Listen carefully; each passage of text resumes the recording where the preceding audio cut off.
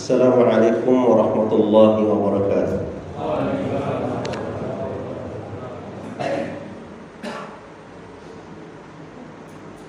Alhamdulillah hamdan syakiran li an'amih wa sallallahu ala sayyidil mukhtar Muhammad bin Abdullah wa ala alihi wa sahbihi. Asyhadu an la ilaha illallah wa asyhadu anna Muhammadan abduhu wa rasuluh. Rabbi shrah li sadri wa yassir li amri wahlul 'uqdatam min lisani yafqahu qawli. Amma ba'd. Bapak Ibu yang dirahmati Allah Subhanahu wa taala, syukur atas karunia Allah yang begitu agung untuk kita semuanya. Dengan syukur itulah kita memenuhi iman kita. Sebab banyak ulama yang menyatakan bahwa asyukru nisful iman. Syukur itu separuh daripada iman. Jadi kalau kita sudah bersyukur, harapan kita separuh sudah kita tercapai iman kita. Yang separuh lagi apa? Sabar. Mudah-mudahan afriq alaina sabra, ya Allah, limpahkan kepada kami kesabaran dan kesyukuran. Itu modal untuk memulai iman kita. Semoga doa kita dikabulkan oleh Allah. Mari sama-sama kita menyampaikan salam untuk Nabi kita, baginda Nabi Muhammad sallallahu alaihi wasallam. Allahumma shalli ala Muhammad wa ala ali Muhammad. Tema tauhid yang akan kita bahas pada kesempatan ini bab terkait dengan mengira menjadi orang beriman tapi belum beriman. Temanya itu mengira menjadi orang yang beriman tapi belum beriman. Apa sebab-sebabnya? Nah, ini nanti akan kita bahas. Bab kita merujuk pada surah An-Nisa ayat 60. Allah Subhanahu wa taala menerangkan secara tegas terkait dengan masalah ini dan sebab-sebab seseorang dinyatakan tidak beriman meskipun dirinya mengaku beriman. Apa kata Allah? A'udzu billahi minasyaitonir rajim. Alam tara ila alladhina yaz'amuna annahum amanu bima unzila ilayka wa ma unzila min qablik yuriduna an yatahakamu ila at-taghuti wa qad umiru an yakfuru bih wa yuridu asy-syaitanu an yudillahum dhalalan ba'ida. Ketika membaca ayat ini, saya teringat ada undangan besok tanggal 5 diskusi tentang kritik terhadap tauhid. Wah, temanya hari ini kita ngaji tauhid, tetapi ada diskusi nasional temanya adalah kritik terhadap tauhid. Itu beri gue. Penyelenggaranya adalah BNPT, Badan Nasional Penanggulangan Terorisme.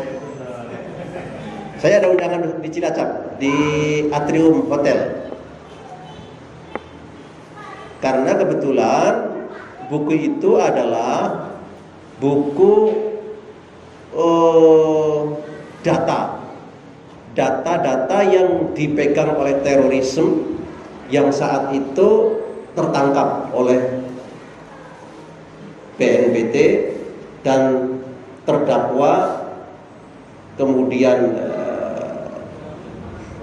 disidangkan,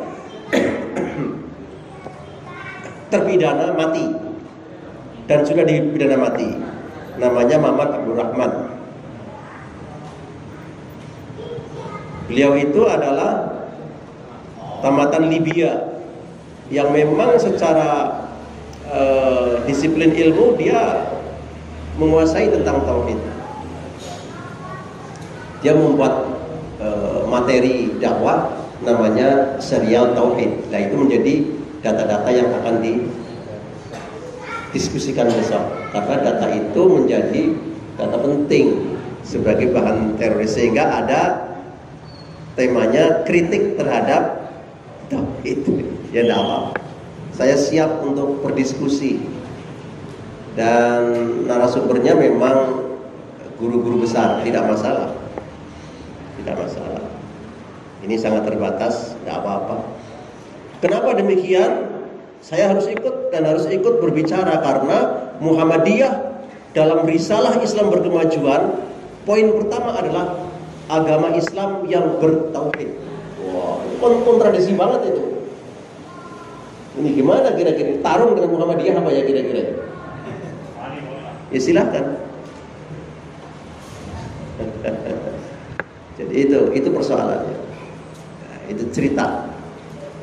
Ini belum dimulai diskusinya, baru besok kita akan lihat seperti apa diskusinya. Dan bukunya saya sudah punya. Saya sudah mengamati, membaca. Ya ada catatan lah untuk buku tauhid ini, karena tidak murni bicara tauhid, tapi juga ada masukan-masukan secara personality. Tetapi secara umum 70% ya nilai tauhid yang wajar saja, memang tauhidnya seperti itu kajian. Soal pro dan kontra itu biasa. Dan nampaknya ini besok mungkin yang kontra tauhid, mungkin begitu, itu biasa kok. Yang kontra komunis juga banyak, kan begitu. Meskipun komunis jalan terus, kan begitu kan? Nah, itu contohnya seperti itu. Biasa saja. Baik. Ini ayat menyatakan, alam tara, tahukah kamu, ilal ladzina yaz'amuna, kepada mereka yang mengira dirinya amanu, annahum amanu. Ya, hampir setiap umat Islam pasti mengatakan dirinya beriman, kan begitu ya? Pasti. Apa ada orang Islam tidak mengatakan oh beriman? Ya, pasti beriman. Ayo beriman dong, saya muslim, kan begitu. Dipelalai, meskipun orang sholat, orang puasa, orang zakat, tapi kalau terusik keislamannya ada yang ngamuk. Betul apa tidak? Justru yang parah, sholat, puasa, zakat, Islam diusik, iman diusik, malah menang. Baik, itu parah. Kan begitu. Ini orang tidak sholat, denggelungan lah. Tahu denggelungannya? Tahu ya denggelungannya. Sholatnya denggelungan, puasanya juga nggak tahu, dan lain-lain. Tetapi ketika diusik sholatnya, diusik Islamnya, ngamuk dia. Dia punya ghirah ternyata. Malah orang yang rajin sholat, rajin puasa, ya zakat infak, Islam diusik, direndahkan, menang. Kasus itu. Begitu. Ya. Jadi saya sedang ancang-ancang untuk berdebat dengan profesor besok ini di acara kritik terhadap tauhid yang di Jakarta. Itu yang dilaksanakan penyelenggaraan adalah BNPT, Badan Nasional Penanggulangan Terorisme. Kewajiban saya meluruskan saja, bukan untuk apa-apa. Karena jangan sampai terjadi nanti tauhid ini menjadi sesuatu yang menakutkan. Oh tidak, kita harus bertauhid. Muslim harus bertauhid. Tidak. Begitu. Nah, kembali ke ayat ini.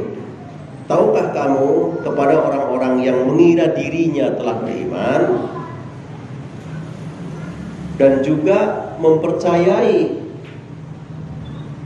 seluruh wahyu terdahulu, baik yang dalam Taurat, Zabur maupun dalam Injil, diyakini itu kebenarannya. Itu dulu. Soal realitas hari ini ada atau tidak, wahyu-wahyu itu bukan bahasan kita, tetapi kita harus meyakini bahwa wahyu dalam Taurat, wahyu dalam Injil, wahyu dalam Zabur itu adalah minallah. Itu dulu yang kita yakini. Kita bukan sedang untuk membahas apa anak kita besiki Bukan sedang itu bahasan kita. Bahasan kita adalah itu sejarah masa lalu yang harus diyakini oleh kita. Katanya kamu iman kepada Al-Quran, iman kepada kitab-kitab sebelum Al-Quran. Tetapi yuriduna ayatahakamu ila taghut. Tetapi keinginanmu justru pro terhadap taghut. Nah, ini termasuk salah satu bahasan besok itu. Kritik terhadap tauhid adalah bab taghut. Ini kitab suci yang berbicara. Soal kemudian tauhid diartikan apa itu tafsir, betul apa tidak? Tetapi kita harus yakin tauhid itu adalah salah satu kalimat suci dalam Al-Quran. Tafsirnya 1000 tafsir, sah-sah saja. Namun kalau kita merujuk kepada para salafus saleh, tauhid jelas ma yu'badu min dunillah. Segala sesuatu yang ditaati selain Allah itu tauhid. Atau asyaitan. Meskipun tauhid dari kata toho, ya, artinya ya melampaui batas, togok gitu. Kalian tahu togok itu apa? Togok itu tokoh wayang. Nah, perilakunya kan selalu melampaui batas. Dia kan gitu kan togok itu. Apa ada togok yang baik? Togok ya pasti melampaui batas. Jadi dari kata toho, ya toho, tohia ya toho, tohia ya toho. Artinya togok itu adalah sosok yang melampaui batas. Togok dalam bahasa Quran namanya tauhid. Ma yu'badu min dunillah. Segala sesuatu yang ditaati selain Allah itu tauhid. Ini memang rawan dalam kajian-kajian yang bersifat tadi itu. Tetapi dalam kajian tauhid ini normal-normal saja seperti ini. Memang seperti itu. Jangan kemudian tauhid menjadi tertuduh itulah sumber terorisme. Itu kan keliru. Nah, ini harus diluruskan. Harus diluruskan. Warga Muhammadiyah ini warga yang bertauhid, tapi tidak pernah terlibat dalam kasus teroris. Karena dia paham apa yang harus dilakukan.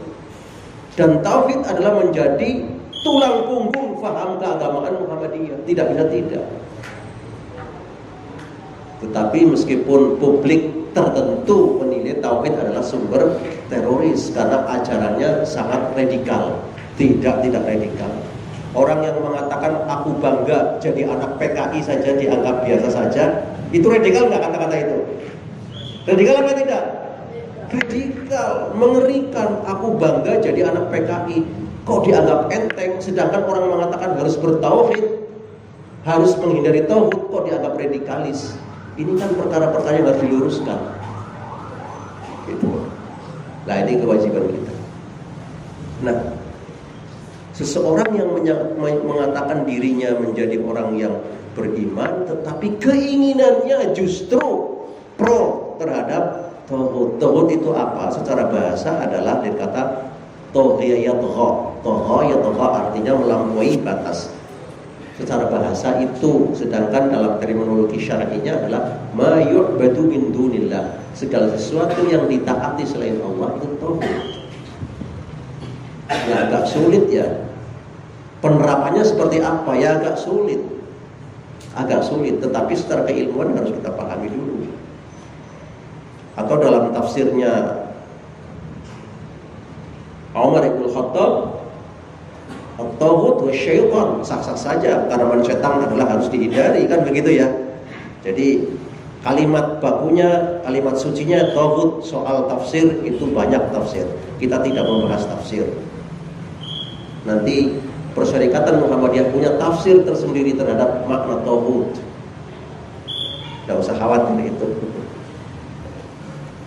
Tetapi karena taghut adalah sifatnya mungkar, maka harus dihindari. Tetapi ada orang-orang yang menyatakan dirinya beriman malah pro terhadap taghut. Nah, ini yang disebut mengerikan kata-kata itu, mengerikan sifat itu, mengerikan perilaku itu. Waqad umiru ayyakfuru bih, padahal mereka diperintahkan oleh Allah untuk mengingkari taghut. malah dia pro terhadap tauhid. Tauhid itu kajian tersendirilah nanti. Wa yuridu syaitan. Nah, ini lebih jelas lagi. Di sini dinyatakan bahwa tauhid itu identik dengan gerakan syaitan. Karena menjawab tauhid tetapi jawabnya adalah wa yuridu syaitan. Karena syaitan itu berkeinginan ayyudillahum dhalalan ba'ida, menyesatkan umat manusia sesesat-sesatnya. Jadi dalam kaitan ini satu tafsir sudah kita ketahui bahwa tauhid itu adalah syaitan. Jadi orang-orang yang berkoalisi dengan syaitan berarti sedang bermain tauhid. Jelas kan begitu. Kira-kira orang yang dolanan setan orang kira-kira, dolanan belis orang kira-kira, sangat banyak. Apalagi nih besok nih musim pemilihan pemimpin. Wah, ini dunia perdukunan, dunia belis itu sangat laris sekali itu. Tentu orang-orang seperti itu kontra dengan tauhid, pastilah. Ya pastilah. Yang kita khawatirkan justru orang-orang yang kontra tauhid ini berkuasa. Itu mengerikan sekali itu. Ini terlalu panjang ini sejarah bagaimana yang harus kita terangkan. Tapi yang pasti bahwa bahasa tauhid meskipun menjadi bahasa yang sangat sensitif dalam dunia terorisme, tetapi harus kita yakini kebenarannya karena tauhid itu adalah teks suci Al-Quran. Kalimat tauhid itu, dan secara bahasa sudah jelas wa qad umiru ayyakfuru bih. Umat Islam, umat mukmin harus mengingkari, menghindari sejauh-jauhnya apa yang namanya tauhid. Nah, tauhid niku napa? Berkali-kali kita sampaikan secara terminologi, tauhid ma yu'badu min dunillah. Segala sesuatu yang ditaati selain Allah ya tauhid namanya. Taat kepada selain Allah ya tauhid namanya. Itu terminologinya para ulama. Sedangkan di ayat ini dijelaskan tauhid itu termasuk syaitan. Wa yuridu syaitan ayyudillahum dhalalan ba'ida. Ternyata syaitan itu, iblis itu memang menghendaki agar umat manusia atau menyesatkan manusia sesat-sesatnya. Jelas ya? Di sini jelas ya? Ngaku beriman tapi esi seneng tauhid. Jelas? Itu tidak beriman kata ayat ini. Anda belum beriman sebelum meninggalkan tauhid. Ini kok dilalahnya babnya pas gitu. Bab menjelang diskusi BNPT besok ini pas sekali. Kajian di malam ini pas persiapan untuk diskusi Badan Penanggulangan Terorisme. Baik, saya lanjutkan ayat berikutnya. Wa idza qila lahum, ketika diseru kepada mereka, kepada orang-orang yang ngaku iman. Orang-orang munafik ngaku iman enggak? Ngaku iman enggak? Ngaku iman. Orang-orang, apalagi orang yang beriman. Orang munafik aja ngaku iman. Wa idza qila lahum, dan ketika diseru, disampaikan kepada mereka orang-orang yang mengaku beriman, ta'alau, mari dengan konsisten, ila ma anzalallah, mengikuti apa? Aturan-aturan Allah. Wa ila rasul, dan konsisten mengikuti jejak Rasul. Jadi ketika disuruh, hai orang-orang yang mengaku beriman, secara keseluruhan, ternyata di dalamnya macam-macam. Ada yang iman beneran, ada yang iman golonggoan, ada yang iman gobar-gaber, ada yang munafik juga. Ayo, nek pancen kalian beriman sungguh-sungguh, kembali kepada Quran. Wa ila rasul, kembali kepada Rasul. Ini asas yang kedua risalah Islam berkemajuan. Asas pertama tauhid. Asas kedua apa? Ar-ruju' ilal Quran Pesona. Iya, jadi gak main-main. Soal orang kontra dengan Muhammadiyah, silahkan kontra, tidak masalah. Nang dunia ya anaknya pro dan kontra. Tetapi Muhammadiyah punya dasar yang kuat dari teks Quran. Atau karena mentang-mentang ayat ini ayat yang dicurigai oleh BNPT sebagai sumber terorisme, kok dipakai oleh Muhammadiyah sebagai dasar gerakan dakwah Muhammadiyah? Ya silahkan saja, tidak masalah. Wong kita juga boleh menuduh atau menyaksikan si A terlibat gerakan komunis kok. Boleh apa tidak? Boleh. Oh, tokoh ini ternyata gembong komunis toh. Biasa toh ngomong seperti itu. Sah saja. Jadi pro dan kontra biasa saja. Apalagi orang menuduh Muhammadiyah sebagai gerakan teroris. Sah-sah saja orang menuduh. Tapi kita buktikan, apakah ada sejarahnya Muhammadiyah terlibat dalam gerakan itu? Nggak ada. Meskipun ayat-ayat yang dipakai menggunakan ayat-ayat itu. Nah di sini begitu. Wa idza qila lahum, ketika diseru kepada orang-orang yang ngaku beriman, mari kita kembali pada Quran dan hadis. Ta'alau ila ma anzalallahu wa ila rasul. Nah, ketika ada seruan seperti ini sudah mulai keton. Kelihatan mana yang gelabas-gelebes, mana yang sami'na wa ata'na. Yang sami'na wa ata'na pasti mukmin haqqa. Tetapi sing gelabas-gelebes masuk kategori apa? Ini dengan yang nyebut sendiri. Ra'aital munafiqin, kamu akan melihat bagaimana responnya orang-orang munafik. Coba. Jadi ketika diseru untuk mengetahui dia mukminuna haqqa, untuk mengetahui apakah ini mukmin sejati atau mukmin gobar-gaber alias munafik, itu kita lihat dari seruan ketika ayatnya memanggil kita, ketika hadisnya memanggil, lah responnya seperti apa, sikapnya seperti apa. Nah di sini disebutkan ra'aital munafiqina, engkau akan menyaksikan responnya orang-orang munafik itu ketika diseru kembali kepada Allah dan Rasulnya. Yasudduna angka sududa, mereka akan beralibi, beralasan 1000 alasan, janjane anu ora seneng, anu ora suka.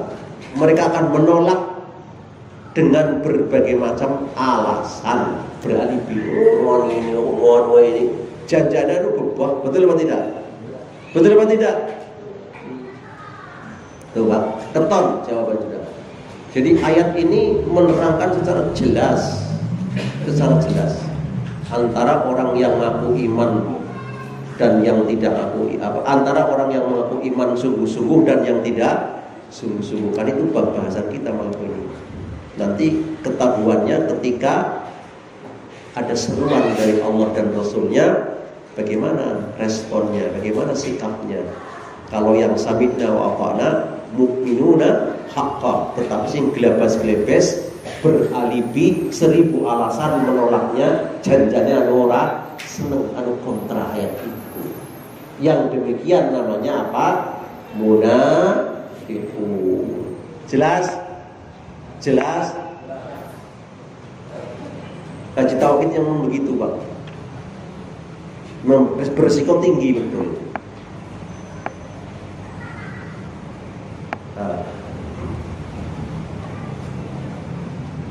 Nah, Allah sekaligus menjawab. Kalau seruan Allah, seruan Rasulnya diabaikan, Allah jawab langsung di ayat ini. Fa kaifa idza asabathum musibah, akibat respon negatif tidak mau mengikuti seruan Allah dan Rasulnya, bagaimana kalau Allah mendatangkan musibah? Jelas ya? Jadi musibah datang, menurut ayat ini salah satunya diakibatkan karena tidak merespon positif mengabaikan seruan Allah dan Rasulnya, itu bisa mengakibatkan datangnya musibah. Jelas? Tapi itu versi tauhid, Pak. Lain lagi nanti kalau versi yang lain, ini banyak musibah gara-gara Anies Baswedan. Kan begitu? Pernah baca seperti itu enggak? Coba dibaca. Kalau dulu zaman 2019 banyak musibah ya gara-gara Prabowo. Sekarang ketika seperti ini banyak musibah gara-gara siapa? Anies Baswedan. Aneh orang-orang seperti itu tuh, aneh sekali. Quran tidak. Musibah datang itu di salah satu antaranya akibat mengabaikan seruan Allah dan Rasulnya. Ini ayatnya An-Nisa dari mulai 60, 61, 62. Bagaimana ketika nanti Allah akan datangkan musibah akibat kamu tidak menyeru, tidak merespon positif terhadap panggilan Allah dan Rasulnya? Bima qaddamat aydihim, akibat perilaku mereka yang begitu mengabaikan seruan Allah dan Rasulnya. Kalau sudah terjadi musibah, summa ja'uka, lalu mereka baru datang kepadamu Muhammad, yahlifuna, bersumpah-sumpah atas nama Allah, in aradna illa ihsana, sebenarnya selama ini kami ingin baik-baik saja kok, bukan ingin menentang Al-Quran, ingin baik-baik saja kok, wat taufiqa, dan hanya ingin mengharap ridho, restu Allah. Nah, ini sekarang jadi kena musibah baru beralasan, ya kita ini mungkin baik-baik saja kok. Kenapa tidak dari awal kalau memang ingin baik-baik saja? Kok mendadak syarat menolak Al-Quran dengan alasan tidak relevan dengan zaman sekarang, itu kitab lama. Kan banyak itu alibi-alibi yang intinya menolak Al-Quran, tidak berkeadilan, bla bla bla bla, luar biasa. Termasuk gerakan gender ya. Gerakan gender, gerakan apa? Gerakan gender, gerakan apa sih? Kaum wanita ya. Karena ada kesamaan hak, wanita pun bisa menjadi imam sholat. Bagaimana kalau itu dipraktekkan di Baitul Nikmah ini? Ya itu. Nah, itu kan pelopornya kayak seperti Aminah Wadud, ya, gerakan misgender dari Amerika. Itu di Indonesia banyak itu penggemarnya Aminah Wadud. Ya, Profesor Aminah Wadud yang sempat datang ke Indonesia itu ke mana? Ke UIN Syarif Hidayatullah. UIN Yogyakarta apa? Wali Yogyakarta, Sunan Kalijaga. Dan ternyata di situ banyak fan-nya, banyak sekali fan-nya. Dan fan-fannya Aminah Wadud langsung diangkat jadi profesor cepat. Ya, cepat. Karena dia fan langsung Profesor Kasik melampaui yang sudah lama persiapannya. Ya begitulah yang terjadi. Yang orang tahu. Seperti itu. Nah, Aminah Wadud ini adalah seorang profesor yang mempelopori seorang wanita punya hak yang sama, termasuk menjadi imam salat. Jadi besok kalau kunjungan ke Majenang, supaya khotbah dan langsung jadi imam sholat gitu. Kayak gitu apa?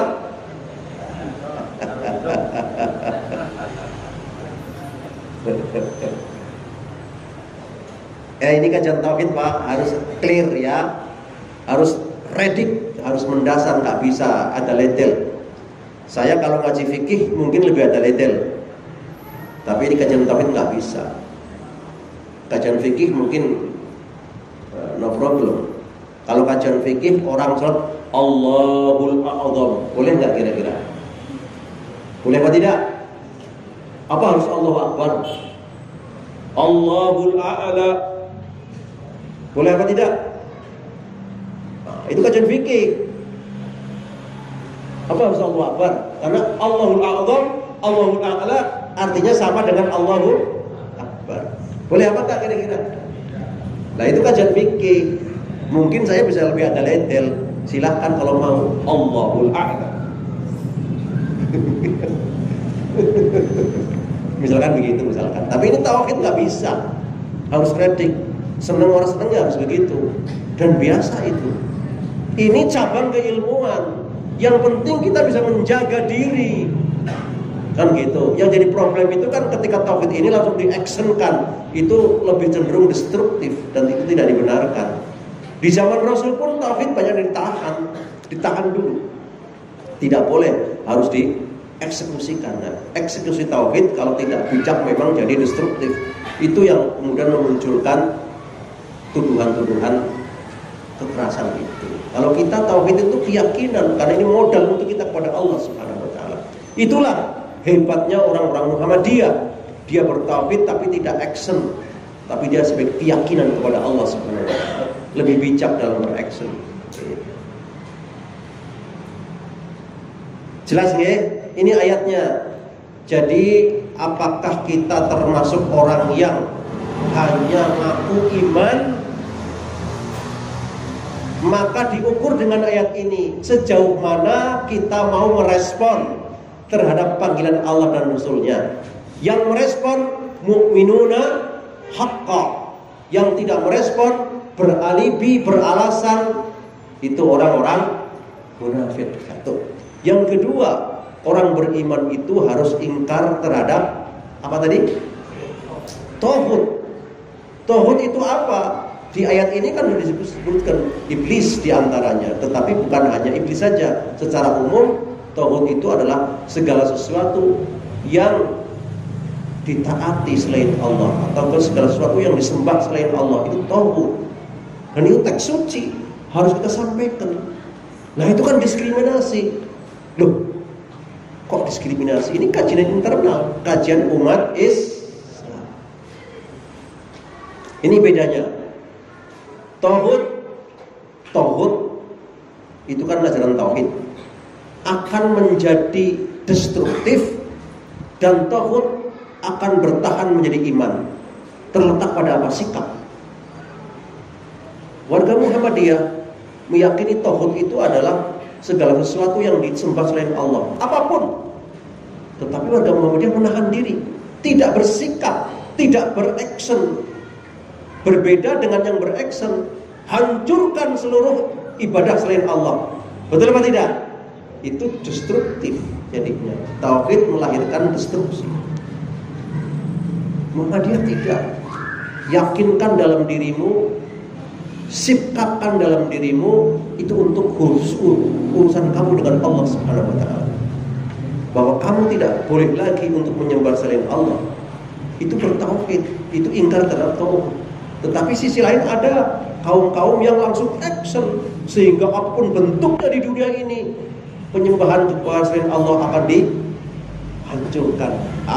Itu yang namanya melahirkan tindakan yang atau tindakan kekerasan. Di sini letaknya perbedaan keyakinan tauhid bagi warga Muhammadiyah dan keyakinan tauhid bagi kalangan ekstremisme. Di sini harus kita lakukan secara benar dan tepat. Ini memang kajian agak tinggi, kajian agak mendasar. Jadi kalau Pak serius, ya memang agak sulit. Ngaji tauhid itu harus serius, full pemikiran, begitu.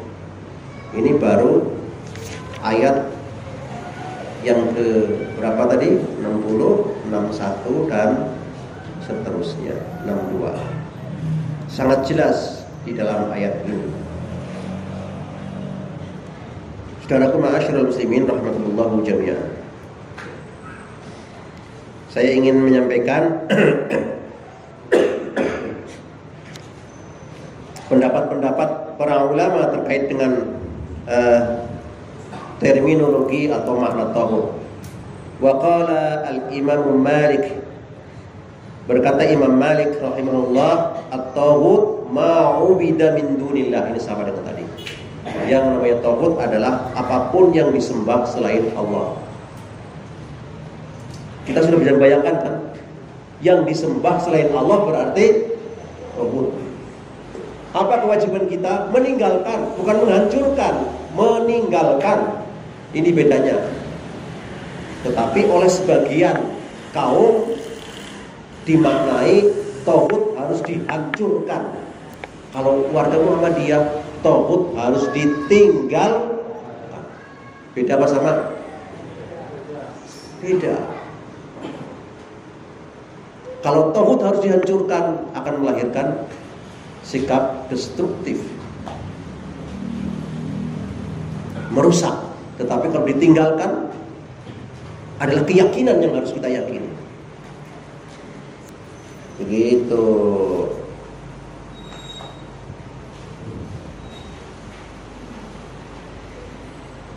Nah, kemudian sisi lain, ini juga menyangkut tentang masalah tahkim, pilihan hukum. Disebutkan di sini, di antaranya adalah wa anihkum bainahum bima anzalallahu wa la tattabi' ahwa'ahum. Hendaknya mereka menetapkan hukum itu bima anzalallah, sesuai aturan, sesuai dengan nilai-nilai wahyu Allah. Jadi agar supaya terhindar dari tauhid itu, memang di ayat ini diinstruksikan agar orang-orang yang beriman itu menetapkan peraturan itu sesuai dengan nilai-nilai syariat Allah. Nah, kalau sudah sesuai, berarti sudah terhindar daripada tauhid. Wala tattabi' ahwa'ahum. Jangan kau ikuti nafsu-nafsu yang bertentangan dengan nilai-nilai syariat Allah. Oh, berarti mengikuti hawa nafsu juga termasuk tauhid. Nah, sedangkan banyak regulasi, peraturan-peraturan yang memang sering bertentangan dengan nilai-nilai wahyu Allah. Nah, kalau ini terjadi, sikap warga Muhammadiyah dalam hal ini adalah sukut, tidak agresif, karena itu bagian daripada keyakinan saja. Itu berbeda dengan sikap kaum tertentu yang sangat agresif ketika munculnya tauhid itu. Muhammadiyah akan bersikap sukut. Dan itu juga diajarkan oleh baginda Nabi. Nabi banyak sukut terhadap hal-hal yang sifatnya kemungkaran. Karena itu adalah mempertimbangkan nilai-nilai maslahah dan madaratnya. Ini sikap Muhammadiyah. Tetapi tetap doktrin tauhid harus menjadi ukuran nomor satu. Nah, kemudian di ayat 65 masih surat An-Nisa juga menggambarkan tentang bagaimana perilaku yang nyerempet terhadap praktek ketauhidan.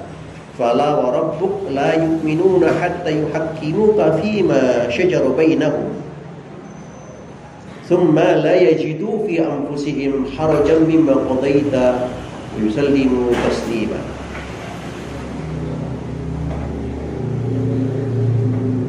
Nah, demi Allah, belum dinyatakan beriman sebelum ada ketundukan kepada Muhammad terhadap segala urusan yang timbul di antara mereka. Jadi dinyatakan tidak beriman kalau umat Islam belum mau mengikuti aturan Nabi dalam hal urusan kehidupannya. Jadi kita betul-betul agar supaya mengikuti Nabi dalam segala hal urusan kehidupan. Ketika kita menyerahkan itu, yusallimu taslima, itu la yajidu fi anfusihim haraja, tidak ada rasa berseru lagi. Sudah, memang kami serahkan urusannya kepada urusan Nabi dalam kehidupan sehari-hari. Maka para sahabat ketika ada masalah, ya bagaimana Nabi? Nah, ketika kita sudah jauh dengan kehidupan Nabi, ketika ada masalah, dia melihat bagaimana athar-athar Nabi yang ada dalam hadis-hadis yang maqbulah. Artinya hadis yang bisa diterima sebagai dasar hukum. Kan begitu. Summa qadaita mimma qadaita, ya jadi wa yusallimu taslima mimma qadait, artinya bahwa menyerahkan urusan itu dengan taslimnya, penyerahan yang tanpa syarat dan tidak ada rasa keberatan sedikit pun. Nah, ini gambaran-gambaran sikap terhindar dari masalah-masalah tauhid tadi. Kenapa harus demikian? Wa qad umiru ayyakfuru bih. Perintah Al-Qur'an, orang beriman harus meninggalkan tauhid li'annal kufra bit tauhidi ruknut tauhidi. Jadi ingkar terhadap tauhid itu adalah menjadi rukun tauhid. Seperti rukun sholat, kalau rukunnya ditinggalkan, sholatnya batal. Tauhid juga punya rukun, diantaranya adalah ingkar terhadap tauhid, baru tauhidnya akan sahih. Tetapi kalau masih dolanan tauhid, senang tauhid, pro tauhid, ya tauhidnya batal. Begitu. Ini nggak kepedesan buat anak-anak? Ini anak-anak kita kepedesan apa tidak dengan tema seperti ini?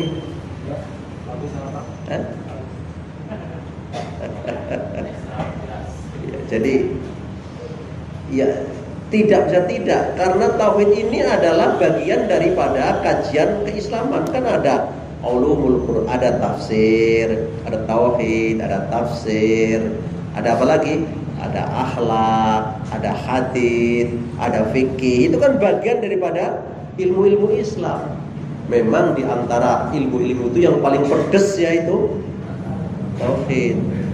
Itu paling pedes. Kalau yang lain ya levelnya level 2 lah. Kalau tauhidnya level 4 apa ya cara? Seblak level 4 kan pedes banget gitu. Udah pernah makan seblak belum anak-anak? Udah makan seblak. Level berapa? Level 3. Oh, keren ya. Dan tauhid ini level 4. Jadi ya, agak sulit memang. Nggak apa-apa. Biasakan kita mengenal hal-hal seperti itu. Nah, di Indonesia ini kan nyun sewu ya, nyun sewu. Muslim Indonesia ini hanya hari ini cekoki fikih. Betul apa tidak? Dicekoki fikih, tahu dicekoki nggak? Dijujuli fikih dok uripe.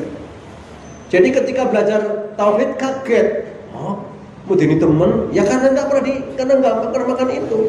Hari-hari mau mendoan dok. Sekali-kali makan hamburger kecut rasanya, wah enak kayak hamburger. Dia nggak mau hamburger kamu? Enak nggak hamburger? Sama mendoan enak mana?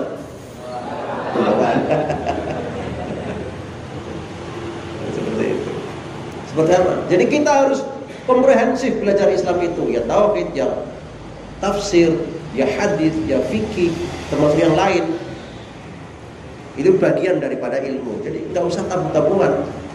Yang penting kita bisa menjaga actionnya, harus kita jaga. Mana yang lebih mengarah pada destruksi dan mana yang lebih ma'ruf untuk kehidupan kita. Itu saja. Tapi belajar tauhid adalah rukun. Itu sesuai dengan hasil Muktamar 48. Tauhid nomor 1. Kedua, kembali pada Quran dan hadis. Yang ketiga apa? Tajdid atau ijtihad di dalamnya. Yang keempat adalah wasatiyah. Nah, ini yang menarik. Meskipun sama-sama bertauhid, tetapi faham Muhammadiyah adalah wasatiyah. Lebih bisa menjaga diri. Kenceng terhadap tauhid tapi menjaga diri. Beda kalau kenceng terhadap tauhid, ekstrim, action dia destruktif. Ini bedanya di sini. Kenceng tauhidnya tapi bisa menjaga diri. Oke, aja. Ya, diantaranya misalkan tentang hadis yang mengatakan jihadul akbar qaulu adlin inda sultanin jair. Jihad yang besar itu juga menasehati pemimpin yang zalim. Muhammadiyah cerdas bagaimana cara menasihati pemimpin yang zalim, cerdas. Berbeda dengan kaum-kaum ekstremis yang cenderung destruktif, merusak. Betul apa tidak? Ini bedanya. Sama-sama belajar tauhid, tetapi ketika diyakini oleh warga Muhammadiyah jauh lebih soft, jauh lebih maslahah daripada tauhid ini diyakini oleh orang-orang kaum yang mutanatsi' istilahnya itu. Berlebih-lebihan itu akan melahirkan kerusakan. Ini bedanya di sini. Tetapi tidak akan pernah lepas dari kajian tauhid karena itu bagian daripada rukun. Saudaraku ma'asyiral muslimin,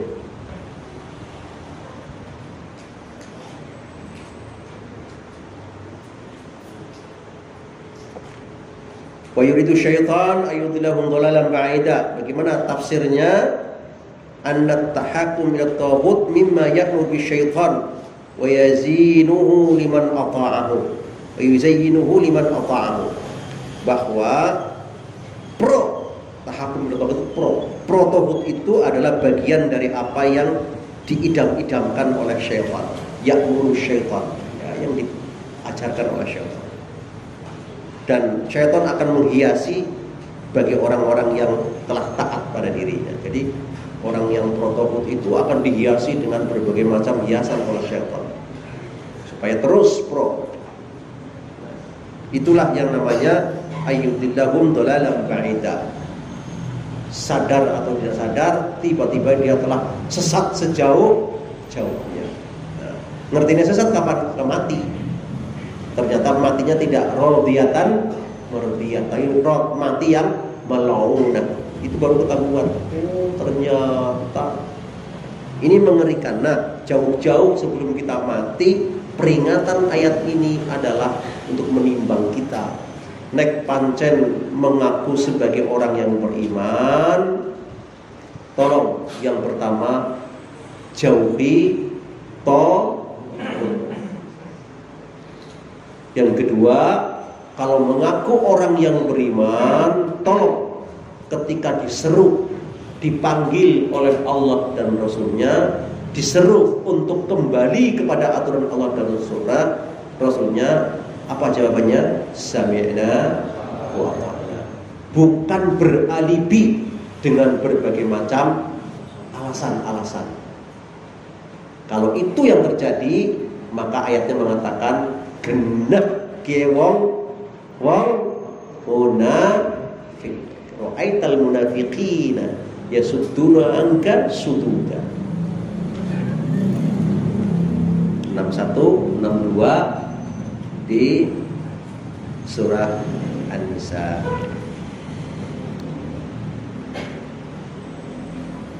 Satu ayat tambahannya di surah Al-Baqarah, ini sudah kita sering hafal. A'udzubillahi minasyaitonir rajim. Wa idza qila lahum la tufsidu fil ardi. Ketika disampaikan kepada mereka orang-orang yang suka merusak, gue aja gawe ngerusak nang dunia. Apa jawabannya? Innama nahnu muslihun. Ya enggak, ini untuk kebaikan bersama. Jebulannya apa? Gerak rusak kabeh aturan. Rusak. Aturannya rusak. Nah, sering kan begitu kan? Satu aturan yang sesungguhnya ijma, konsensusnya mengatakan ke aturan sing rusak kayak gini, tapi dilanggar baik banyak hal lah. Akhirnya terjadilah kerusakan. Barang wis rusak, dia mengatakan, kita kan niatnya baik awalnya, kadang rusak gimana kira-kira. Nah ini termasuk salah satu sifat munafikin begitu. Ketika dinasihati, gue jangan ya gue yang rusak, tapi dia tetap beralibi sampai kerusakan itu terjadi. Tembe dia menyadari, yang sadar orang, oh iya ya ngerusak ternyata. Mau begitu apa? Urip monggo, coba-coba, nggak bisa. Makanya solusinya kembalilah kepada aturan Allah dan Rasulnya. Itu sudah jelas untuk kehidupan kita yang bisa kita lakukan. Yang belum ada dalam Quran dan Sunnah, kewajiban kita untuk beristihad. Kita mengelola sebagai khalifatan fil ardh. Tetapi ketika aturan itu sudah ada dalam Quran dan hadis, ya sudah, rujuk kembali saja pada aturan itu yang sudah ada. Itulah sikap bijak keputusan Muhammadiyah dalam hal keagamaan. Karena sekali lagi nyun sewu, Muhammadiyah itu tidak semata-mata organisasi, tetapi Muhammadiyah itu double fungsi, double peranan, dua peranan besar. Satu, peranan sebagai organisasi, yang kedua berperan sebagai faham keagamaan. Ingat-ingat itu.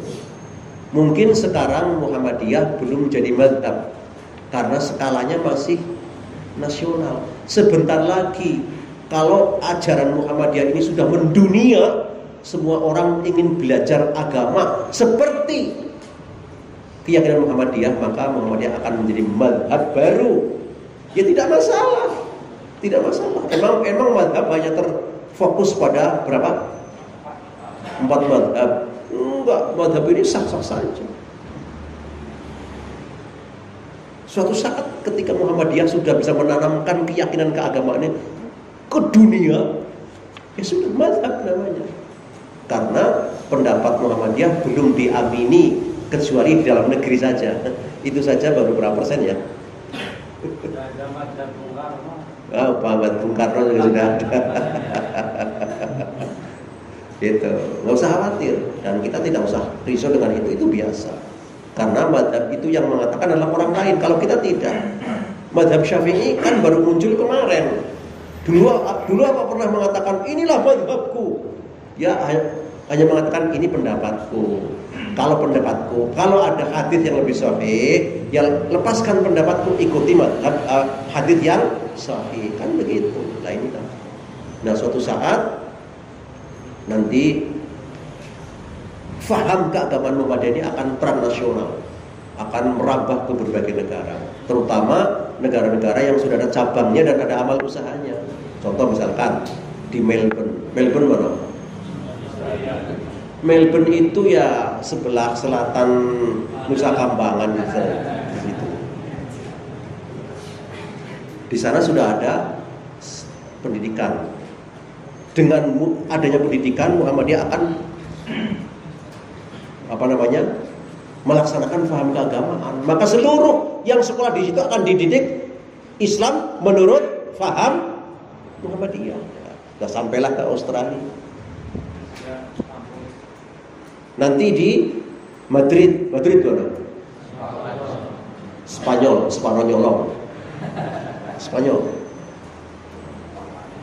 Masjid yang besar peninggalan Abbasiyah yang sempat dijadikan menjadi gereja, sekarang dikembalikan lagi menjadi masjid. Jadi itu bukan masjid, bukan gereja jadi masjid, itu masjid yang digerejakan dikembalikan menjadi masjid. Sekarang sudah dibeli oleh Muhammadiyah dan akan lagi ada pendidikan keagamaan.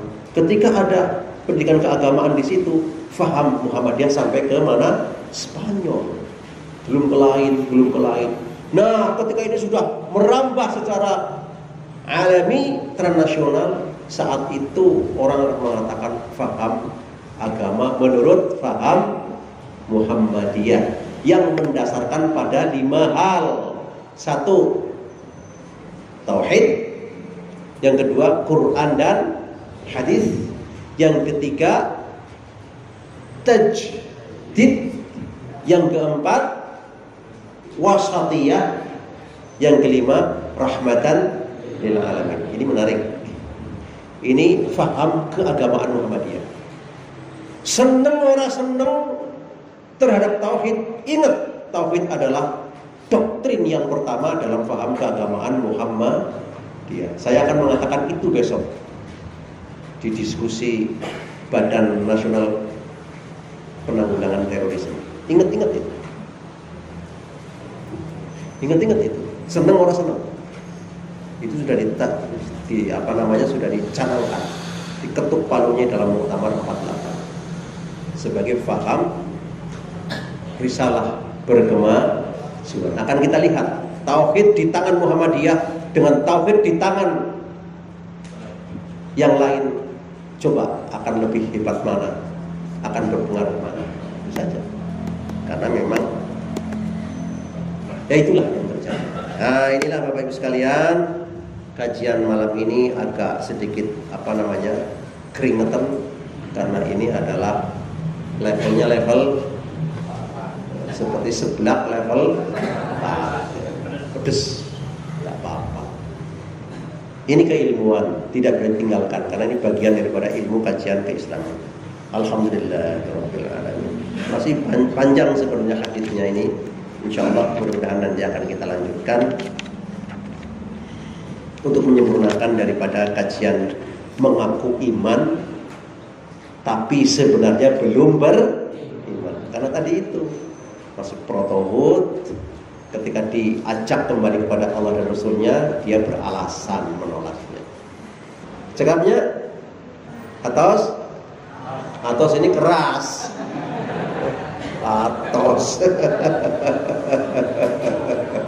Atos itu keras. Baik, alhamdulillahirabbil alamin. Ini kajian tauhid itu memang kajian yang spesifik sekali ya. Jangan ini dianggap sebagai satu langkah atau bibit-bibit kekerasan, tidak. Ini keilmuan dalam rangka membangun keyakinan kita, hubungan pribadi kita dengan siapa? Dengan Allah Subhanahu wa taala. Mudah-mudahan Allah senantiasa memberkati kita, mengijabahi kita, dan membimbing kita di jalan yang lurus, jalan yang Allah ridhai bersama-sama. Alhamdulillahirabbil alamin. Kita akhiri dengan doa kafarah. Subhanallahumma wa bihamdihi, asyhadu an la ilaha illa anta, astaghfiruka wa atubu ilaik. Assalamualaikum warahmatullahi wabarakatuh.